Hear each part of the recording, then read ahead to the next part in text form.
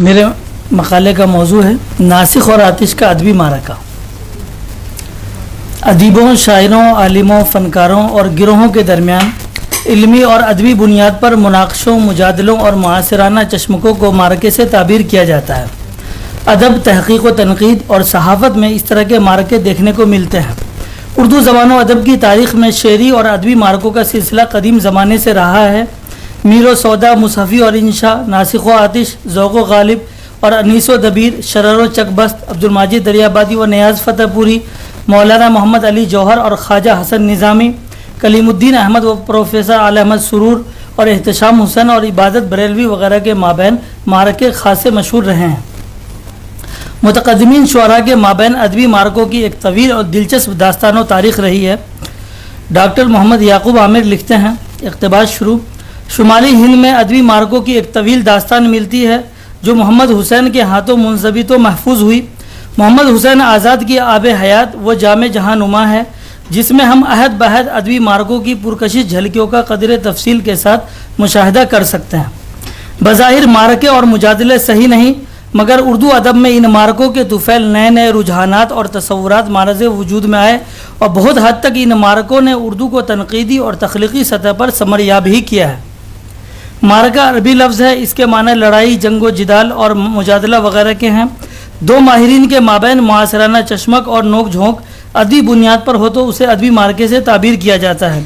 اس میں دو ادیبوں اور شاعروں کے درمیان ذاتی رنجش سے لے کر جنگ و جدال تک کے معاملات شامل ہیں۔ اس طرح کے معاملات ہمیں عربی ادب کی تاریخ میں اوکاز میں شعراء کے درمیان ادبی مقابلے کی شکل میں دیکھنے کو ملتے ہیں۔ یہی سلسلہ فارسی اور فارسی سے اردو تک پہنچا۔ میں آگے چھوڑا۔ آتش و ناسک کا ادبی معرکہ۔ آتش و ناسک کا دور اردو شاعری کا زرعی دور تھا۔ انشا اور مصحفی کے درمیان معرکوں کا سلسلہ ابھی تھما بھی نہیں تھا کہ آتش و ناسک کے مابین معرکے شروع ہو گئے۔ البتہ آتش و ناسک کے درمیان معاصرانہ چشمک اور معرکے انشا اور مصحفی کی طرح آخری درجے تک نہیں پہنچے، بلکہ دونوں نے تہذیب کا پاس رکھا۔ اس زمانے میں لکھنؤ کے شعراء دو حصوں میں تقسیم ہو گئے تھے۔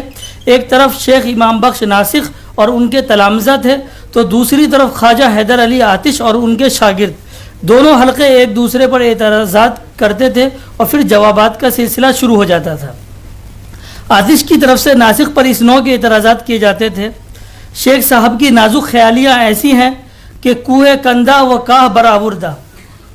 ناسخ سخت اور سنگین الفاظ استعمال کرتے ہیں جن کے بھاری بوجھ کا وزن غزل کی نزاکت و لطافت برداشت نہیں کر سکتی۔ ناسک کے کلام میں تاکید ہے، جس کی مثال یہ شعر ہے: ذبح وہ کرتا تو ہے پر چاہیے اے مرغ دل، دم پھڑک جائے تڑپنا دیکھ کر صیاد کا۔ فارسی اشعار کا چربا اڑاتے ہیں، جس کی مثال مذکورہ اشعار: مسی آلودہ لب پر رنگ پاں ہے، تماشا ہے تہے آتش دھواں ہے۔ اسے بے دل کے اس شعر سے سرقہ قرار دیتے ہیں: مسی آلودہ بر لبے رنگ پانست، تماشا کن تہے آتش دھونست۔ ناتوانی سے گراں سرما ہے چشم یار کو، جس طرح ہو رات بھاری مردم بیمار کو۔ اس شعر کو آتش نے ناصر علی کے اس فارسی شعر کا چربا کہا ہے: گویند کے شب برسرے بیمار گراست، گر سرما بچشم تو گراست ازاست۔ اسی وجہ سے آتش اپنے شعر میں ناسخ پر چوٹ کرتے ہوئے انہیں چور کہتے ہیں۔ مضمون کا چور ہوتا ہے رسوا جہان میں، مضمون کا چور ہوتا ہے رسوا جہان میں، چکھی خراب کرتی ہے مال حرام کی۔ آتش کی طرف سے ناسخ پر جو اعتراضات کیے جاتے ہیں، مولانا عبدالسلام ندوی نے شعر الہند میں ان اعتراضات کی تائید و توثیق کی ہے۔ البتہ عبدالسلام ندوی نے ناسک کی طرف سے صفائی بھی پیش کرنے کی کوشش کی ہے۔ اقتباس شروع: یہ بات ایسی قابل گرفت نہیں کیونکہ فارسی میں بھی جلال، آتش، قائم، بیدل اور ناصر وغیرہ بھی استاد گزرے ہیں جنہوں نے نازک خیالیوں کی بدولت خیال بند اور معنی یاب لقب حاصل کیے ہیں۔ اقتباس بند۔ رام بابو سکسینہ نے بھی آتش اور ناسک کا موازنہ کرتے ہوئے ناسک پر یہ اعتراضات کیے ہیں۔ اقتباس شروع: حق یہ ہے کہ بندش کی چستی، الفاظ کی حلاوت اور مضمون کی بلندی میں آتش کو ناسخ پر یقیناً فوقیت حاصل ہے۔ آتش کے یہاں الفاظ نہایت شیریں اور مزیدار ہوتے ہیں، بخلاف ناسخ کے کہ ان کو موٹے موٹے الفاظ کا شوق ہے۔ آتش کے اکثر اشعار نیچرل ہوتے ہیں، ان میں بے تکلفی اور تڑپ ناسک کی نسبت زیادہ ہوتی ہے۔ ناسک کے کلام میں صرف شکوہ الفاظ، استعارات اور تشبیہیں ہیں، اور مزہ اور حلاوت کے آتش کے یہاں ہیں، ان میں مطلق نہیں۔ اقتباس بند۔ اعتراضات کا یہ سلسلہ ناسک کی طرف سے جاری رہا۔ ناسک اور ان کے حلقہ بگوشوں نے آتش کے الفاظ و محاورات میں اغلاط کی نشاندہی شروع کر دی۔ کہا گیا کہ آتش کے کلام میں بول چال، محاورہ، روزمرہ کا وہ لطف نہیں جو ان کے کلام میں ہے۔ آتش کے اشعار میں بعض الفاظ کا استعمال غلط ہے۔ دختر روز میری مونس ہے، میری ہمدم ہے، میں جہانگیر ہوں، یہ نور جہاں بیگم ہے۔ پیشگی دل کو جو دے لے وہ اسے تحصیل ہے، ساری سرکاروں سے ہے عشق کی سرکار جدا۔ لال شکر بار کا بوسہ میں کیوں کر نہ لوں، کوئی نہیں چھوڑتا حلوے بے دودھ کو۔ رنگ زرد و لب خشک و مزہ خو آلود، کشتہ عشق ہیں ہم ہے، کشتہ عشق ہیں ہم ہے یہ کفارہ اپنا۔ جوابات۔ ناسک کی طرف سے جو پہلا اعتراض آتش پر کیا گیا، اس کا جواب محمد حسین آزاد نے اس انداز سے دیا ہے۔ اقتباس شروع۔ در حقیقت یہ ایک وصف خداداد ہے کہ رقابت اسے عیب کا لباس پہنا کر سامنے لاتی ہے۔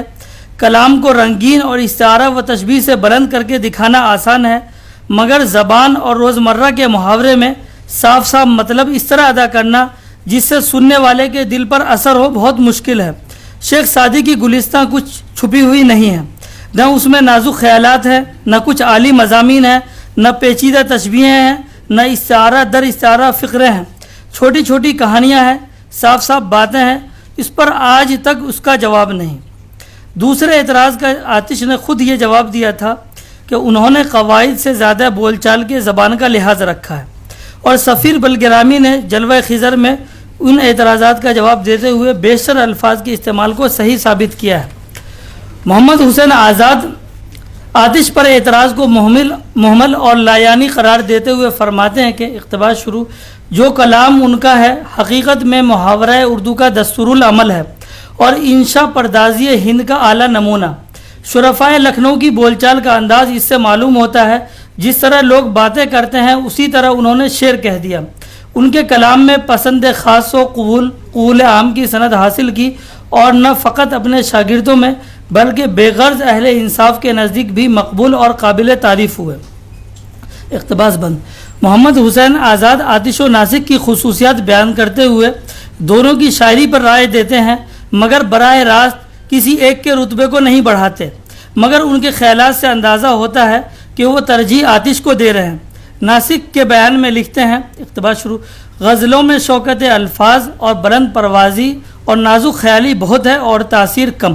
اقتباس بند۔ جبکہ آتش کی زبان کے حوالے سے امداد امام اثر لکھتے ہیں، اقتباس، زبان کے اعتبار سے ان کی زبان شیخ صاحب کی زبان سے زیادہ دل فریب ہے، گو اصلاح زبان کی حیثیت سے شیخ صاحب کا درجہ عرفہ و اعلیٰ ہے۔ خواجہ صاحب کی زبان صحت لغات کے اعتبار سے شیخ صاحب کی زبان کو نہیں پہنچتی، مگر خواجہ صاحب کی زبان کا حسن ایسا ہے کہ چند غلط العام شکلیں جو ان کی بعض غزلوں میں دیکھی جاتی ہیں وہ چہرہ زیبا میں خال کا حکم رکھتی ہیں۔ اقتباس بند۔ عبدالسلام ندوی نے شعر الہند میں ناسک کے مقابلے میں آتش کو حقیقی شاعر تسلیم کیا ہے۔ ان کے نزدیک خواجہ آتش کی زبان نہایت صاف اور شستہ ہے، اشعار رواں اور بندش چست ہے، اور مضامین میں شوخی، رنگینی اور رعنائی پائی جاتی ہے۔ ان کے بعض اشعار اور مصرع ضرب المثل ہیں۔ خواجہ صاحب کی کلام کی ایک مؤثر خصوصیت یہ ہے کہ اس میں فقیرانہ اور آزادانہ شان پائی جاتی ہے، اور چونکہ خود وہ اسی شان سے زندگی بسر کرتے تھے اسی لیے ان کا قال بالکل حال معلوم ہوتا ہے۔ لکھنؤ کی شاعری اگرچہ خواجہ صاحب کے زمانے میں زلف و کاکل میں الجھ کر رہ گئی تھی، اور خود خواجہ صاحب بھی اسی پھندے میں پھنس گئے تھے، تاہم جب حلقہ ہائے گیسو سے نکل کر جذبات کی دنیا میں قدم رکھتے ہیں تو ان کی شاعری عشق و محبت کے رموز و اسرار کا آئینہ بن جاتی ہے۔ خارجی مضامین یعنی خال و خط اور رخ و گیسو کی تعریف سے اگرچہ ان کا دیوان بھرا ہوا ہے، تاہم وہ اپنے طرز ادا سے ان مضامین کو بھی بہت کچھ دلچسپ اور لطیف بنا دیتے ہیں۔ خواجہ صاحب کی ایک عام خصوصیت تشبیہات کی لطافت آمیز سادگی ہے، اور اس ذریعے سے وہ خارجی مضامین کو بھی بہت کچھ لطیف اور خوشگوار بنا دیتے ہیں۔ خواجہ آتش اور شیخ امام بخش ناسک کے مابین شاعری میں بھی نوک جھوک چلتی رہتی تھی۔ ناسک نے یہ شعر کہا، ایک جاہل لکھ رہا ہے میرے دیواں کا جواب، بو سلیم نے لکھا تھا جیسے قرآن کا جواب، تو آتش نے اس کا جواب اس شعر سے دیا، کیوں نہ دے ہر مومن اس ملحد کے دیواں کا جواب، جس نے دیواں اپنا ٹھہرایا ہے قرآن کا جواب۔ ایک بار میر تقی ترقی کے یہاں مشاعرے میں ناسخ اس وقت پہنچے جب مشاعرہ ختم ہو چکا تھا۔ آتش اور چند شعراء موجود تھے۔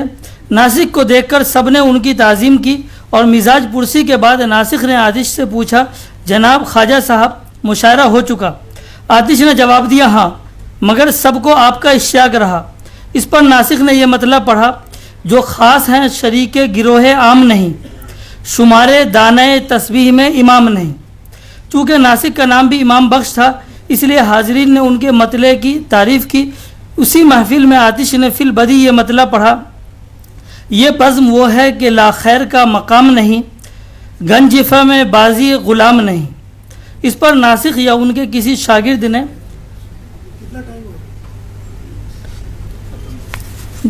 تھوڑا سا اور پڑھوں 5 منٹ، یہ بزم وہ ہے کہ لا خیر کا مقام نہیں، گنجفہ میں بازی غلام نہیں۔ اس پر ناسخ یا ان کے کسی شاگرد نے یہ مطلب پڑھا، جو خاص بندہ ہے وہ بندہ عوام نہیں، ہزار بار جو یوسف بکے غلام نہیں۔ ناسخ سیاہ فام تھے۔ ایک بار آتش نے ان کے رنگ پر اس طرح چوٹ کی، روح سیاہ دشمنوں کا یوں پاپوش سے کیجئے فگار، جیسے سلہٹ کی سپر پر زخم ہو شمشیر کا۔ اس کا جواب ناسخ نے ان اشعار سے دیا، میں گو کے حسن سے ظاہر سے مثل ماں نہیں، ہزار شکر کے باطن میرا سیاہ نہیں، کیا ہے کبر مدعی میری تواضع کے حضور، سرکشی دم میں مٹا دیتا ہے خم شمشیر کا۔ کچھ پر نہیں پرواہ مجھے دشمن اگر ہے عیب جو، خوف کیا شہر نیستہ کو ہو آہو گیر کا۔ آتش کی طرف سے بھی اس کا جواب دیا گیا، فروغ حزن پہ کب زور زلف چلتا ہے، یہ وہ چراغ ہے کالے کے آگے جلتا ہے۔ یہ تو پتہ نہیں کہ آتش اور ناسخ کے درمیان بگاڑ کیوں اور کیسے شروع ہوا، مگر دونوں ایک دوسرے پر سبقت لے جانے کے لیے اپنے کلام کو اس قدر سنوارنے کی کوشش کرتے تھے کہ اس سے اردو ادب کو بہت فائدہ پہنچا۔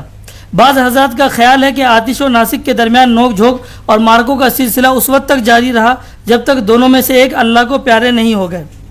بقول محمد حسین آزاد، جب ناسخ کا انتقال ہوا تو خواجہ صاحب نے ان کی تاریخ کہی اور اسی دن سے شعر کہنا چھوڑ دیا کہ کہنے کا لطف سننے اور سنانے کے ساتھ ہے، جس سے سنانے کا لطف تھا جب وہ نہ رہا تو اب یہ شعر کہنا نہیں، بکواس، اقتباس بند۔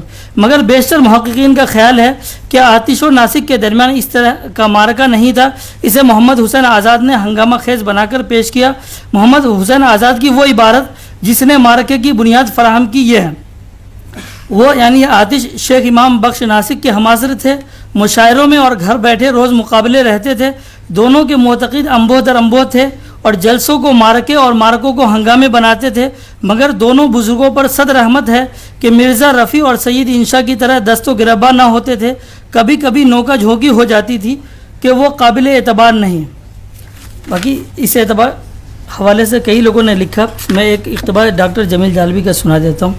ڈاکٹر جمیل جالبی بھی مارکہ آتش و ناسخ کی بنیاد محمد حسین آزاد اور آب حیات کو قرار دیتے ہیں۔ وہ لکھتے ہیں، اقتباس شروع، محمد حسین آزاد نے خیال کے ایسے طوطا مینا اڑائے ہیں کہ معلوم ہوتا ہے کہ ناسخ و آتش کے درمیان اس دور میں ایک مارکہ برپا رہتا تھا۔ اس مارکہ آرائی کی تصدیق کسی معتبر ذریعے سے نہیں ہوتی۔ ناسخ و آتش نے ایک دوسرے کی کوئی حجو نہیں لکھی۔ ناسخ اپنے شاگردوں کو دوسروں کے شعر پر اعتراض کرنے سے منع کرتے تھے۔ درویش منش آتش بھی مارکہ آرائی پسند نہیں کرتے تھے۔ البتہ بعض طرحی غزلوں میں ایسے اشعار ضرور ملتے ہیں جن کو سوال جواب کی صورت دے کر خاموش لطف ضرور اٹھایا جا سکتا ہے۔ اقتباس بند۔ مذکورہ بالا اقتباسات سے مارکے کی صورت حال کا اندازہ لگایا جا سکتا ہے۔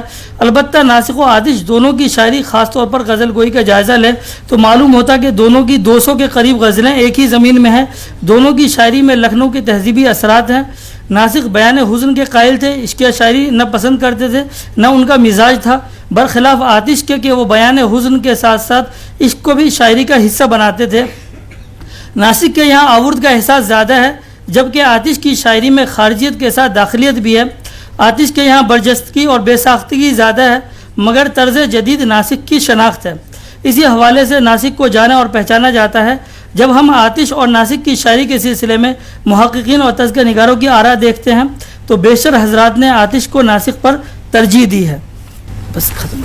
ڈاکٹر شبیع الحسن ناسک کے انفرادی اثر کے قائل ہیں.